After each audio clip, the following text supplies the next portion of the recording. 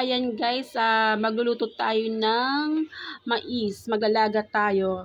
Kasi nga kanina guys ay may nagdala ko ditong napadaan. Kaya iyan, napakrave ako. Sabi ko ay gusto ko ng nilagang mais. Kaya iyan, binabalatan na natin guys para ilaga.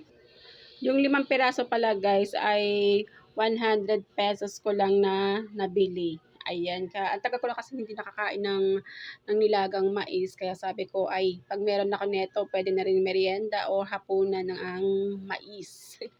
Ayan, hirap talagang balatan.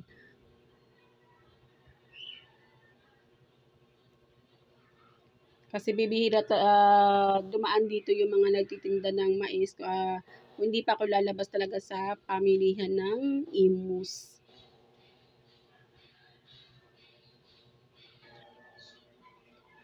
Bibihira lang naman kasi ako guys na kumain ng mais. Kaya iyan. At yan nga guys, naisalang ko na yung ating mais at naglagay lang ako ng counting asin para pag naluto ay malasa. Ayan, huwag nyo lang masyadong damihan ng asin at pwede natin inumin yung sabaw ng mais.